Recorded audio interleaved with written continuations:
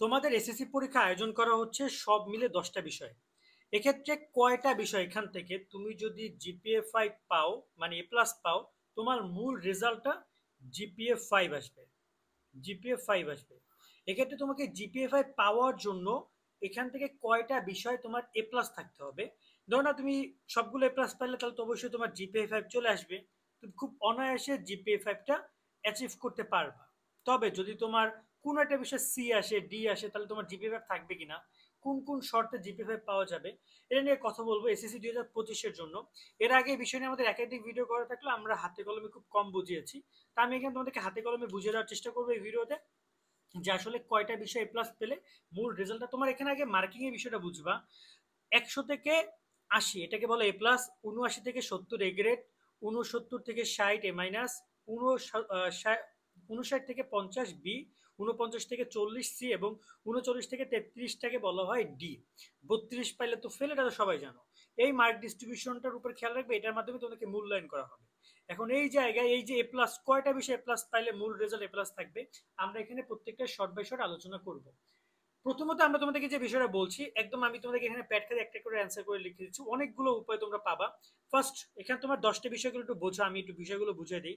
বাংলা, ইংরেজি, ICT, math, ইসলাম, তার সাথে সায়েন্স অথবা তোমাদের বাংলাদেশ বিশ্ব পরিচয়। এই যে এই পর্যন্ত যতগুলো রয়েছে এগুলো সবারই আছে।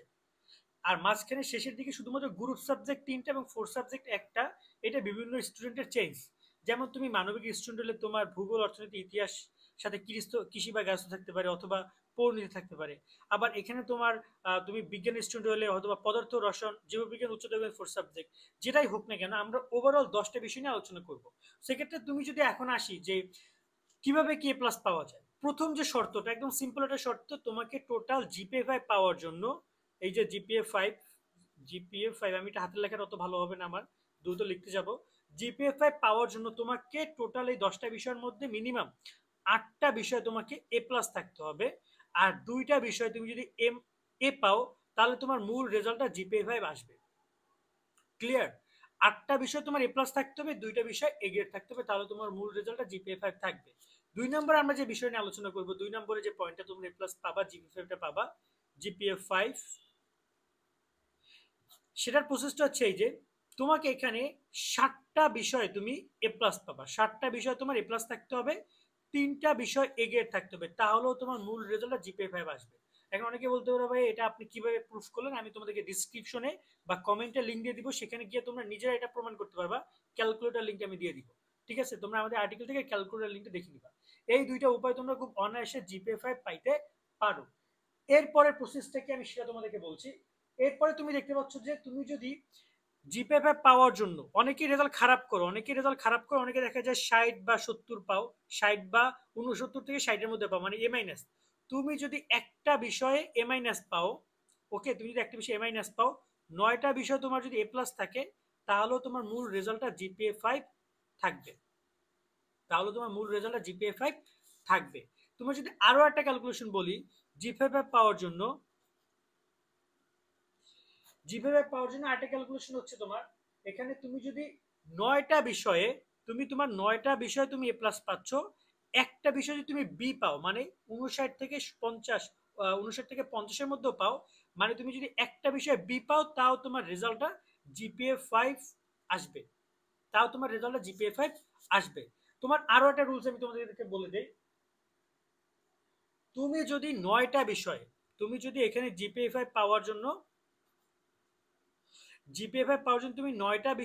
এ প্লাস পাইলা, একটা বিষয় তুমি সি পাইলা, তাও তোমার রেজাল্টটা জিপিএ 5 থাকবে। সি পাইলেও তোমার রেজাল্টটা জিপিএ 5 থাকবে, মানে সি মানে তুমি বুঝছো, 49 থেকে 40-এর মধ্যে তুমি যদি পাও, তাও তোমার রেজাল্টটা জিপিএ 5 থাকবে।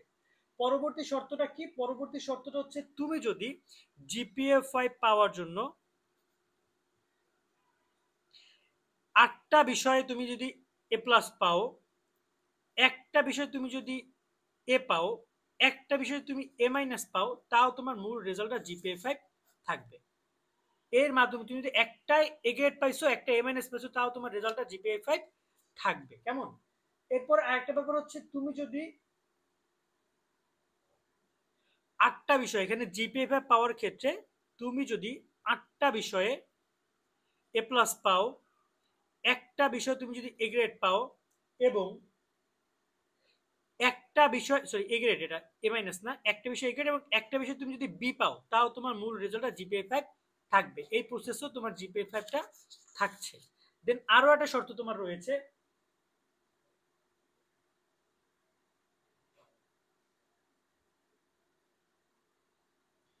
তুমি যদি 8টা বিষয় জিপিএ 5 পাওয়ার ক্ষেত্রে, জিপিএ 5 পাওয়ার ক্ষেত্রে তুমি যদি 8টা বিষয় এ প্লাস পাও এবং 2টা বিষয় তুমি যদি 69 থেকে 70-60-এর মধ্যে পাও, মানে এ মাইনাস যদি পাও, তাও তোমার রেজাল্টটা জিপিএ 5 থাকবে। টোটাল এই প্রসেসের মাধ্যমে তুমি জিপিএ 5 পাইতে পারো। দেখো এবার কটা শর্ত আসলো, তোমাদের আমি দেখাই। এই একটা শর্ত যেখানে 8টা বিষয় এ প্লাস, একটা বিষয়, 2টা বিষয় এ মাইনাস, দেন জিপিএ 5। 8টা বিষয় এ প্লাস, একটা বিষয় এ গ্রেড, একটা বিষয় বি, তাও তোমার জিপিএ 5 থাকবে। 8টা বিষয় এ প্লাস, একটা বিষয় এ গ্রেড, একটা বিষয় এ মাইনাস, তাও তোমার জিপিএ 5 থাকবে। 9টা বিষয় প্লাস, একটা বিষয় সি, সি মানে বুঝছো কিন্তু প্রায় 49 থেকে 40। অনেকে রেজাল্ট একটা পরীক্ষা খুবই খারাপ দাও, তারা বলবো যে বাকি পরীক্ষা যদি 9টা ভালো দিতে পারো, জিপিএ 5 থাকবে। দেখো এই ভিডিওগুলো চাইলে আমরা তোমাদেরকে ভিডিও একদম পরীক্ষা শেষে করতে পারতাম, তখন তো কোনো কিছু হইতো না, এখন তোমাদের উপকারের জন্য করা। এখানে 9টা বিষয় প্লাস পাচ্ছ, একটা বিষয় বি পেলেও তোমার জিপিএ 5 থাকবে। এখানে তুমি যদি 9টা বিষয় প্লাস পাও, একটা বিষয় এ মাইনাস পাও, তাও তোমার জিপিএ 5 থাকবে। তুমি যদি 60টা বিষয় প্লাস পাও, 3টা বিষয় গ্রেড পাও, তাও তোমার জিপিএ 5 থাকবে। তুমি যদি 8টা বিষয় প্লাস পাও, 2টা বিষয় গ্রেড পাও, তাও তোমার জিপিএ 5 থাকবে। আর নর্মালি তুমি যদি 9টা বিষয় প্লাস এবং একটা বিষয় তুমি যদি এ গ্রেড পাও, তাও তোমার জিপিএ 5 থাকবে। ওকে, সো জিপিএ 5 থাকার ক্ষেত্রে তোমাকে এই ক্রাইটেরিয়াগুলো ফুলফিল করতে হবে। আশা করি তোমরা বুঝেছো যে টোটাল প্রায় 8-9টা শর্ত রয়েছে, যার মাধ্যমে আমি জিপিএ 5টা পাইতে পারি। সো যদি কোনো কারণে পরীক্ষা তোমার খারাপ হয়, তুমি যদি একদম 40ও পাও, তাও তুমি হাল ছেড়ো না, বাকি পরীক্ষাগুলো ভালো দিলে তোমাকে এটা কাভার আপ করতে পারে। এখানে 4 সাবজেক্ট একটা অ্যাডভান্টেজ রয়েছে, এটা অনেকে বুঝো না, সেটা নিয়ে না আমরা পরে আলোচনা করব। বাট আশা করি তোমাদের এই পুরো ব্যাপারটা আমরা ক্লিয়ার করতে পেরেছি। এবার সুন্দর করে মনোযোগ দিয়ে পড়াশোনা করে, এবং এই পুরো বিস্তারিত যে প্রমাণিক যে বিষয়টা রয়েছে সেটা আমি ডিসক্রিপশন দিয়ে দেবো, সেখান থেকে তোমরা বিষয়গুলো দেখে নিতে পারবা। সকলে অনেক ভালো থাকবা। আল্লাহ হাফেজ।